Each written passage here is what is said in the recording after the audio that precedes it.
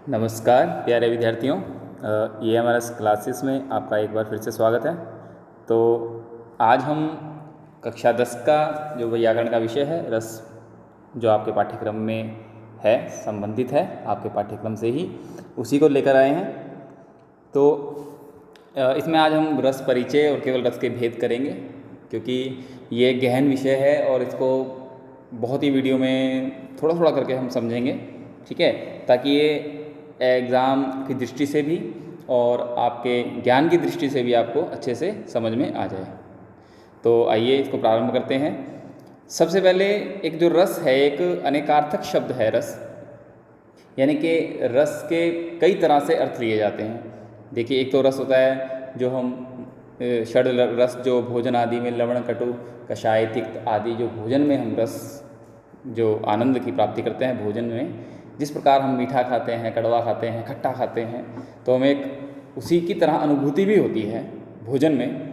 और उसी प्रकार से हम यदि लें काव्य की दृष्टि से रसों को, तो काव्य को पढ़ने के बाद जो हमें आनंद की अनुभूति होती है उसे हम क्या कहते हैं? रस कहते हैं। देखिए, काव्य को पढ़ने से जिस आनंद की अनुभूति हुई वो क्या कहलाया? रस कहलाया। ठीक है, तो अब हम देखते हैं कि काव्य को पढ़ने से कैसे रस की अनुभूति होती है, रस से आनंद की अनुभूति होती है, कि जैसे मान लीजिए कि हम कोई कॉमेडी मूवी देख रहे हैं तो हम हंसना प्रारंभ कर देते हैं ना, ठीक है ना। कोई करुण से ओतप्रोत वाली यदि कोई मूवी देखते हैं या कोई नाटक आदि देखते हैं तो हमारे अंदर भी वही भावना जागृत होने लग जाती है। तो इसी प्रकार हम कोई पढ़ते हैं, कोई कविता पढ़ते हैं, देखिए आपने भिन्न भिन्न प्रकार की कविताएं पढ़ी हैं, उस काव्य को पढ़कर हमारे हृदय में जो स्थायी भाव होता है वो जागृत हो जाता है, तो वही क्या कहलाता है? रस कहलाता है। ठीक है, स्थायी भाव क्या हुआ? जागृत हो गया। स्थायी भाव मैं भी बताऊंगा, सदैव विद्यमान में रहने वाला, भी आगे एक्सप्लेन करेंगे उसको। तो उससे पहले ये जान लेते हैं कि रस साधारण शब्दों में क्या है? आनंद की अनुभूति, आनंदानुभूति रसम। ठीक है, साहित्य दर्पण में भी विश्वनाथ जी ने कहा है, तो उन्होंने कहा है कि वाक्यम रसात्मकम काव्यम, कि रसयुक्त जो वाक्य हो जाता है वही काव्य बन जाता है। जब किसी वाक्य में रस की अनुभूति होने लग जाती है तो वही क्या कहने लग जाता है? काव्य। ठीक, देखिए सबसे पहले हम ये जान लें कि रस की जो उद्गम स्रोत है, यानी कि इसकी जो गंगोत्री है, या हम कहें तो वो क्या है? भरत मुनि का जो अलंकार शास्त्र उन्होंने लिखा, उसमें जो उन्होंने रस की परिभाषा दी, यानी कि रस संप्रदाय के जो प्रवर्तक रहे वो कौन रहे? हमारे भरत मुनि, संस्कृत साहित्य के भरत मुनि। वहीं से रस की उत्पत्ति हुई और काव्यशास्त्र में इनका बहुत योगदान है। आइए इनकी कारिका को थोड़ा सा समझते हैं। ये कहते हैं अपने ग्रंथ में कि विभावानुभाव व्यभिचारी संयोगाद रस निष्पत्ति, कि विभाव अनुभाव व्यभिचारी के संयोग से रस की उत्पत्ति होती है। अर्थात विभाव, अनुभाव और व्यभिचारी के संयोग से रस की निष्पत्ति होती है। ठीक है, विभाव होते हैं जो आलंबन, उद्दीपन आदि बाहर के जो कारक रहते हैं, और अनुभाव होते हैं अंदर के जो कारक रहते हैं, यानी कि उनको देखकर जो हमारे अंदर की क्रियाएं उत्पन्न हुई, और उसके पश्चात व्यभिचारी भाव होते हैं, संचारी भाव, जो आते जाते भाव रहते हैं कि हम हंसते हैं, थोड़ी देर रोना लग जाते हैं, आंखों को बंद करना शुरू कर देते हैं, ठीक है ना, और ठहाके मारने प्रारंभ कर देते हैं यदि कोई हास्य रस का करते हैं। तो इन तीनों के संयोग से क्या हुआ? रस की उत्पत्ति हुई। ठीक है, तो इन तीनों को आगे वीडियो में एक्सप्लेन करेंगे, बिल्कुल अच्छी तरह कारिका को अलग से समझेंगे, आज केवल भेद करेंगे। ठीक है, तो विभाव क्या हुआ? कि बाहर का जो आलंबन, उद्दीपन इत्यादि। ठीक है, और अनुभाव क्या हुए? जो हमारे भीतरी या कायिक, वाचिक, मानसिक जो होते हैं, ठीक है, हमारी जो चेष्टाएं होती हैं उसके पश्चात जो, ठीक है, उन चेष्टाओं में जो आने जाने वाले भाव आदि रहते हैं वो कहलाए व्यभिचारी भाव। आने जाने वाले भाव, यानी कि व्यभिचारी क्या होता है? संचारी भाव भी कहते हैं इनको, बहुत इंपॉर्टेंट है। इसकी संख्या जो है 33 है। व्यभिचारी भाव की संख्या कितनी है? 33। ठीक है, तो आने जाने वाले जो भाव रहे वो क्या कहलाए? व्यभिचारी भाव। अब इन सब से देखिए, ये तो हो गए कारण। अब किसके मन में ये कारण होंगे? मनुष्य के, जो सहृदयी होगा, जिसके अंदर एक हृदय विद्यमान है, और उस हृदय में सारे के सारे भाव, सभी जो भाव हैं, सदैव स्थिरता में विद्यमान रहते हैं, सदैव स्थायी रूप से जो विद्यमान रहते हैं वो क्या होते हैं, स्थायी भाव। अब देखिए एक सिंपल सा उदाहरण मैं और बताता हूँ आपको। देखिए हनुमान जी के अंदर बहुत शक्ति थी ना, लेकिन हनुमान जी वो शक्ति भूल गए थे। रामायण आपने कथा सुनी होगी, देखी भी होगी वीडियोज़ इसकी। तो रामायण में क्या होता है कि हनुमान जी जो थे वो शक्तियाँ भूल जाते थे अपनी, तो उनको मदंग ऋषि का श्राप था, तो उसके कारण वो अपनी शक्तियाँ भूल गए। तो जामवंत ने जब लंका समुद्र जब पार किया था, उन्होंने जब लंका गए थे हनुमान जी, तो उन्होंने कहा मैं तो साधारण हूँ, मैं कैसे अपनी शक्तियों को जागृत, यानी मैं तो शक्तिहीन हूँ, हनुमान जी ने बोला। तो उनकी शक्तियाँ उनमें विद्यमान थी, लेकिन उनको जागृत अवस्था में लाए कैसे, उनको मोटिवेट किया, ठीक है ना। तो किसने किया, जामवंत ने। और जामवंत ने उनको बताया कि आप शक्तिशाली हैं ये और आप कर सकते हैं, तो वो उनके अंदर जागृत अवस्था में आ गया। कारण क्या बना, बाहर का जामवंत के द्वारा दिया गया जो उपदेश वो उनका कारण बना और शक्ति विद्यमान हो गई।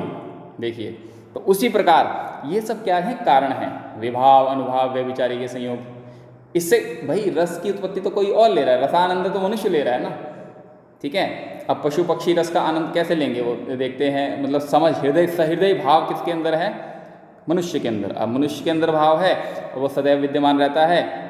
सुख दुख आदि के जो भाव हैं सभी वो किससे जागते हैं, इनसे जागते हैं, विभाव अनुभाव व्यभिचारी के संयोग से जागते हैं। फिर रस की अनुभूति होती है, परंतु वो अनुभूति किसके मन में हुई, सहृदय के मन में। सहृदय जो भाव जिसके मन में विद्यमान रहता है स्थायी रूप से, यानी कि इनके कारण जो भाव उत्पन्न हुआ और फिर रस की अनुभूति हुई किसको, मनुष्य को, यानी जो भी रस का आनंद ले रहा है वो व्यक्ति विशेष। अब ये हो गए रस को, हमने समझ लिया कि रस की परिभाषा क्या है और रस किस प्रकार से काव्य में किस प्रकार से रस का प्रयोग होता है और हम किस प्रकार उस रस की अनुभूति ग्रहण करते हैं, ठीक है। तो अब करते हैं, इसके अलावा एक क्या होता है, स्थायी भाव होता है। वो मैंने भी आपको बताया भी कि स्थायी भाव क्या होता है कि जो भाव हृदय में स्थायी रूप से विद्यमान होते हैं, किंतु क्या होता है कि अनुकूल कारण से उद्बुद्ध होते हैं, यानी कि प्रकट होते हैं, जागृत होते हैं, ठीक है। अब बाहर की जो परिस्थितियाँ होती हैं, नायक नायिका का प्रेम श्रृंगार उत्पन्न कर देता है, ठीक है ना। किसी विदूषक यानी कि जो कॉमेडियन होता है उसकी जो हास्य चेष्टाएँ होती हैं वो हमें हंसने पर मजबूर कर देती हैं, यानी हास्य का रस उत्पन्न हो जाता है, हास्य रस उत्पन्न होता है।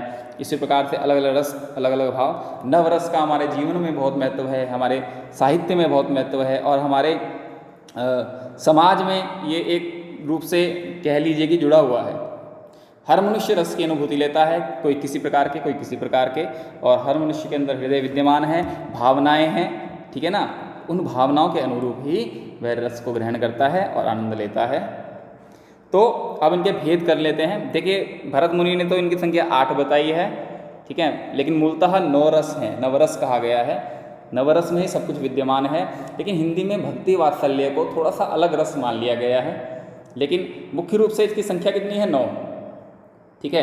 तो हम कर लेते हैं इनके रस और स्थायी भाव। देखिए श्रृंगार रस का स्थायी भाव रति है, हास्य रस का स्थायी भाव हास है, करुण रस का स्थायी भाव शोक है, रौद्र का क्रोध है, वीर का उत्साह, भयानक का भय स्थायी भाव है, विभत्स का जुगुप्सा यानी घृणा आदि, अद्भुत का विस्मय, शांत निर्वेद, वात्सल्य वत्सलता, ठीक है, भक्ति और भगवत विषयक रति। देखिए रति से ही एक बात आपको बता दें कि मूल रूप से स्थायी भाव क्या है, रति है। श्रृंगार रस का जो रति स्थायी भाव है, रति मतलब होता है प्रेम, लेकिन एग्जाम की दृष्टि से यदि आए तो आपने रति ही लिखना है, ठीक है। मार्क्स तो आपको प्रेम में भी मिल जाएंगे यदि आप लिख देंगे, लेकिन रति स्थायी भाव इसका मूल है, ठीक है, रति ही लिखना है आपने। अब देखिए श्रृंगार जो रति है उसी से ही वात्सल्य और भक्ति रस की उत्पत्ति हुई।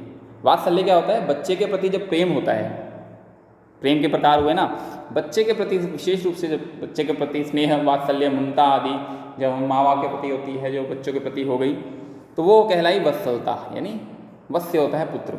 वत्स वैसे कहते थे ना, आपने सुना होगा वत्स, वत्स मतलब पुत्र, तो वत्स से वात्सल्य यानी बच्चे के प्रति जो बना, ठीक है। भक्ति यानी भगवत विषयक जो भी रति होती है, भगवान ये भी रति है, यानी भगवान की भक्ति, भक्ति रस में खो जाना, भक्ति में खो जाना, उससे संबंधित कोई दोहा जो होता है, जो पंक्ति होती है, जो काव्य होता है, जैसे जैसे राम जपू राम जपू राम जपू बावरे, राम की भक्ति के यहाँ पंक्ति में बताया गया है, तो भक्ति रस। ठीक है, तो ये तो थे रस और स्थायी भाव। अब थोड़ा सा इनका परिचय दे देते हैं, श्रृंगार क्या होता है, हास्य। इनका विस्तृत परिचय हम एक एक करके देंगे, एक एक दो दो लक्षण उदाहरण सहित देंगे। ठीक है, लेकिन हल्का सा परिचय दे देते हैं थोड़ा सा कि श्रृंगार रस क्या होता है। जब नायिका के प्रति प्रेम या नायिका का नायक के प्रति प्रेम उद्घोषित होता है, जागृत होता है और हमारे मन में प्रेम की अनुभूति होती है, तो वो कहलाता है श्रृंगार। ठीक है, हास्य रस क्या होता है, वो साधारण है। जब हमें हास्य की अनुभूति होती है किसी काव्य को पढ़कर, जब हमें किसी काव्य को पढ़कर करुणा की अनुभूति है, दया की अनुभूति होती है, ठीक है ना, तो करुण रस। रौद्र रस, जब हमें क्रोध आ जाता है तो रौद्र रस की अनुभूति। ठीक है, जब हमारे अंदर हृदय में उत्साह उत्पन्न हुआ, उत्साह जो जागृत अवस्था में जब पहुंच जाता है तो वीर रस। ठीक है ना, भय जब जागृत अवस्था में पहुंच जाता है, जब हमें बहुत डर लग जाता है तो भयानक रस की उत्पत्ति होती है। ठीक है ना, ऐसे ही जुगुप्सा जब जागृत अवस्था में पहुंचा तो विभत्स यानी कि घृणा, जैसे बहुत ही बदबूदार यदि कोई जगह है, कोई पंक्ति है, उस पंक्ति को पढ़कर हमें ऐसी अनुभूति होती है जुगुप्सा, तो विभत्स रस। ठीक है, जब आश्चर्यचकित कोई वस्तु या पंक्ति हम पढ़ लेते हैं, उस पंक्ति से उत्पन्न जो, उस काव्य से उत्पन्न जो रस होता है वो अद्भुत होता है। जब हम मोहमाया से अलग एक शांति की दुनिया, शांत रस, ठीक है, अनुभूति होती है उन काव्य को पढ़कर, तो शांत रस। वात्सल्य मैंने आपको बताया कि बच्चे के प्रति, और भक्ति भगवद विषयक भक्ति रस। ठीक है, तो आज हमने इसका साधारण रूप से एक परिभाषा जो रस की है, परिभाषा यानी कि रस क्या होता है और रस की निष्पत्ति भरत मुनि ने कैसे बताई। अब की बार परीक्षा में पूछा भी गया था, विभावानुभाव, मतलब प्रश्न आया था कि रस की निष्पत्ति किस प्रकार से होती है, तो एक कारिका को स्पष्ट करना था बस केवल। तो बहुत ही महत्वपूर्ण प्रकरण है ये आपके परीक्षा दृष्टि से भी, ठीक है, और साहित्य काव्य शास्त्र की दृष्टि से भी। तो आशा करते हैं कि आपको यह समझ में आया होगा, और जिस प्रकार से भी आपको समझ में आया तो कमेंट बॉक्स में आप कमेंट कीजिएगा। और तब तक के लिए, जब तक मेरी अगली वीडियो नहीं आती तब तक के लिए घर पर रहें, सुरक्षित रहें, अपना ख्याल रखें, अपने आसपास के क्षेत्र का ख्याल रखें। धन्यवाद।